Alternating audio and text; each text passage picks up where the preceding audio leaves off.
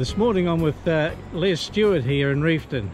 Les is a local identity, been here for many years, right from when he was a boy in fact. Involvement in the Anangahua sawmills out at Anangahua Junction there. He and his brothers run that for many years. So the history of that Les, that's been going for before your family took it on? Well, actually the old man built it. He built the sawmill straight after the 1968 earthquake out in Anangahua. Right. He bought a block of land out there, and people thought he was mad, you know, building a sawmill at Anangahua straight after a big earthquake like that. But as it turned out for him and the whole family, it was a pretty smart move. Yeah. Before way back in the 1960s, there were actually 4 sawmills at Anangahua, and Kevin, the father, he had an involvement in the whole 4 of them basically. He worked in a couple, and he supplied saw logs to the other 2, so it was fitting that they all closed down in the 60s, of course. But right. And they were cutting the natives, were they? All native. It was all native in those days, so it was fitting that he decided sawmilling was what he wanted to do, and he built the sawmill on its current site out there. So you could see the older ones were older style mills, and there was a better way of doing it. Oh yeah. In those days there was wasn't the gear they've got nowadays, of course, but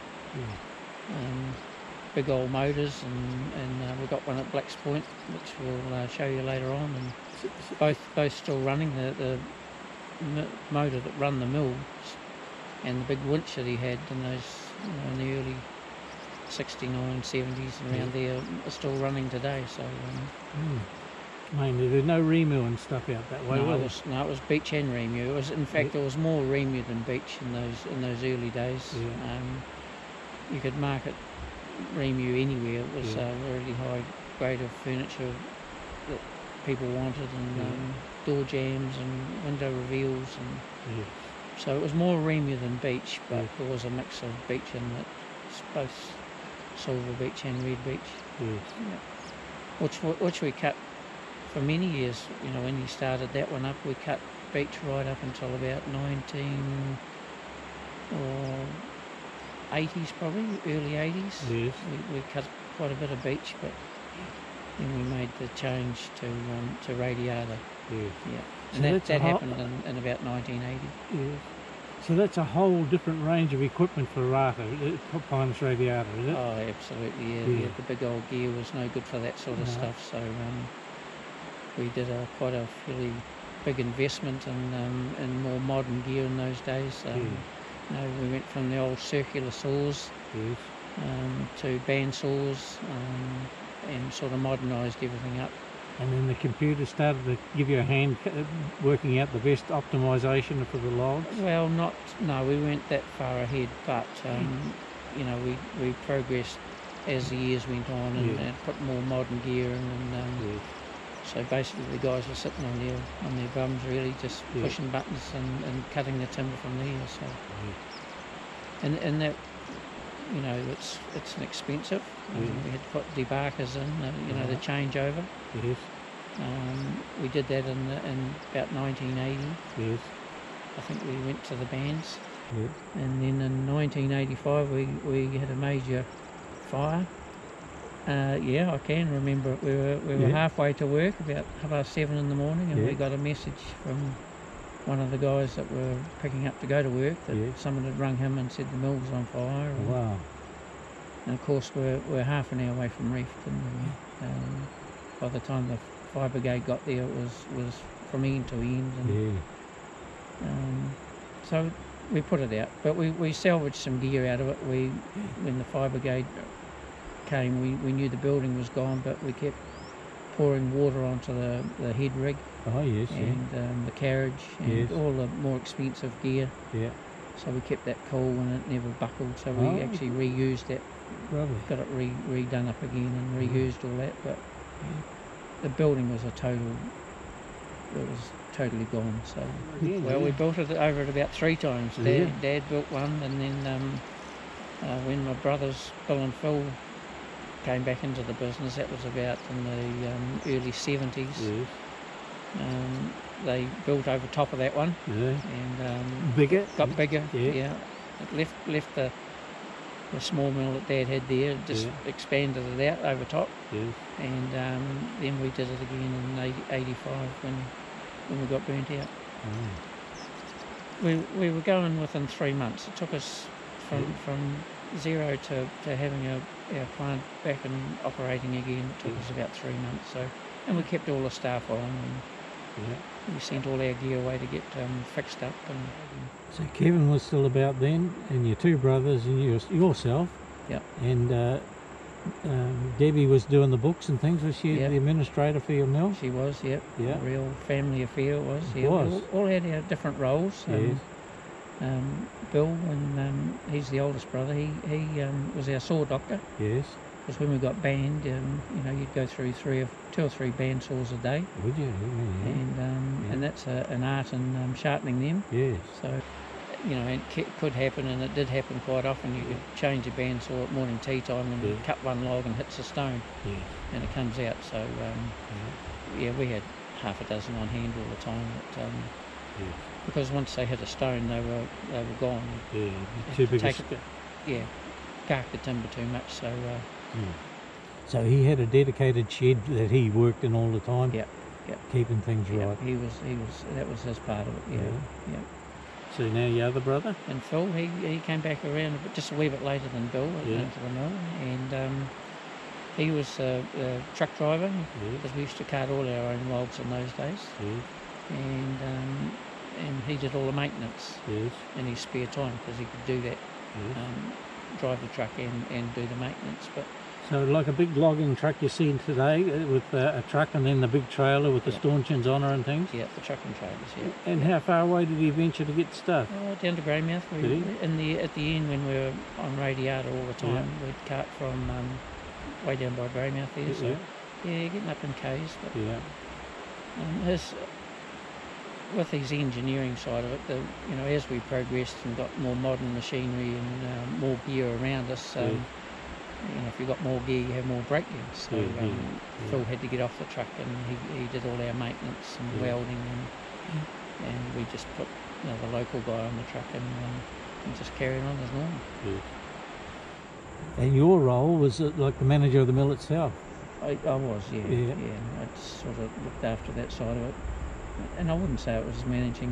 We had a really good staff in those days. We had at the peak of it probably about 30, but normally about 25. And we had a really good core of good staff. And some of them have been with us 25 years plus. And they used to run the mill.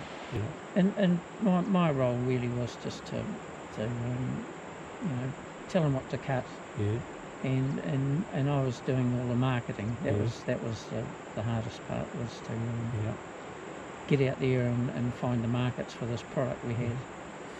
So tell me an example of a market that you might find. Is it with a big like Bunnings or something like that? No. Well, in the early days when we got into Radiata, about in the 80s, we were cutting just saw logs, just run-of-the-mill Pinus Radiata saw logs. And most of it was sold on the coast, either to Greymouth or Westport, and a little bit to Christchurch, a couple of the mills over there. But in about 1987, I think it was, we made a call to stop cutting the lower grade logs and focus on the prune butts. Now that's the best of the log, it's right at the butt grade of timber. It's we didn't have to compete with all the big mills on framing and that. So we decided to go prune butts solely.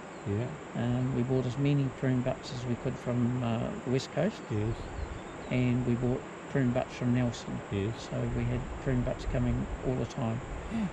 And that gave us the option of furniture manufacturers. That's what we focused on. It was a really high grade of timber to a furniture manufacturer. And on one of my trips to Australia one year, I was lucky enough to actually meet a guy that owned a furniture manufacturing place in Brisbane. And he told me that they were really keen to buy this high grade of wood from us. So over the next sort of 3 or 4 months, we sort of talked about it and made it happen. And in the end, we were supplying two of the biggest furniture manufacturers in Brisbane with this timber from our prune butts, and in the end they were probably taking about 60% of our production. So and the other big market, of course, was Western dairy. We used to have make a lot of pellets for the dairy product, and that was quite a big market for us. And it kept a few schoolboys going too, you know, during the holidays and that. We had lots of these school fellas come out and just make pellets all day. And it's all pre-cut for them, but of course you've got to nail them up. So yeah, that was a good market. So how did it get from Nangahua Junction to Brisbane? All out of the Port Nelson. Yes. Yeah. We would either cart it ourselves if we were going that way, or TNL. Yes. They would cart it up there for us, but So once you got into a system, it was quite easy, really. Just is it packaged in plastic or packaged in containers? no, and plastic, all plastic wrap. So it's all dry, tickety-boo like that. All kiln dried, kiln dried, which we'd you know, over the years we'd put in 3 kilns to dry all this product that we were cutting, and they had to have it perfectly dry, really, because if it wasn't, it was a hassle further down the line. Well, it came about that, you know, someone actually came in off the street and asked if our mill was for sale, and we had been thinking about it for a while. And this was a wee bit more serious when someone comes in and asks you, and it was actually good timing for our family. You know, we'd worked together for 30 odd years together, and it was time for a change, or time to move on. You know, sawmilling's really hard work. It's time consuming. It's very expensive if you want to do something, you know, an upgrade or something. You know, you're talking, you know, hundreds of thousands for upgrades, and you know, we're all getting a wee bit older, so the timing was good for us to just sort of step back and do something else. So we went through the process. Was this? He was an investor. He didn't want to come and run the mill or change anything in it. He just wanted to have it as an investment. So for about 3 or 4 years, I stayed on as the manager, and Bill and Phil still stayed on in their roles. So how has retirement been for you? Like, I know that you're a jack of all trades. You got into real estate and fixing your farm and all that, didn't you? Yeah, we had a bit of ground around here, which up on the Butts. A lot of people know where the Butts was, because as kids, you know, everybody in Reefton used to hang around up at the Butts there, and so we had a farm there. We've moved on from that one now. We just shifted back down into town. And you and Debbie have been overseas travelling a bit, have you? Yeah, we've done a couple of All Black tours. Did you? We That'd be exciting, wouldn't it? It's all well organised and that. They were really good tours. We went to Europe in 2004. That was for 40 days, that trip. It was a really good trip. And without work pressure, or even having to think about work, it's a big deal, isn't it? Yeah, it is. Unplugged. Well, when we went to Europe, I was actually still working at the mill, but they just brought someone from Christchurch over to look after it for us. But in 2006, we did another tour to South Africa. And I told them I was going away, and I told them I was finishing up. And they seemed to be quite happy with that. So, but we left on good terms. No ill feeling. But you know, when you look back, you know, at the old man starting it up in 1969, and all the hard work that, you know, the whole family had put into it. It wasn't easy. It was, you know, a good number of years it was pretty tight, but we got through that, and you know, at the end of it, it's really looked after all our families. So I, you know, don't miss the milling side of it, but I miss the good friends that we've made, you know, over those years in the industry. Cause, that network of those people in Brisbane and things, isn't it? And the truck drivers and all, they all know Les Stuart, do they? Well, it's vice versa. You're dealing with a lot of people, and you know, the Brisbane ones, and even a couple of customers we have in Sydney. even to this day I'll keep in touch with them, or they ring me, and you know, we go over there and stay with them, and they come and stay over here with us. So you know, really kept up a good friendship with them. That's very good. And it's nice to bring them into the town now too, because you know, the town's, you know, and you know, I've been here all my life, apart from living at Anangahoua till the earthquake. But the town's changed so much in the last 5 years. It's really gone ahead, and it's nice to bring these people into town now and go for a walk around.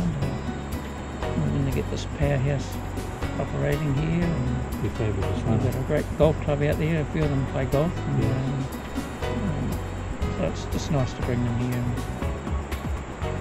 You're proud of the little town like I am. Absolutely, it's a neat place now.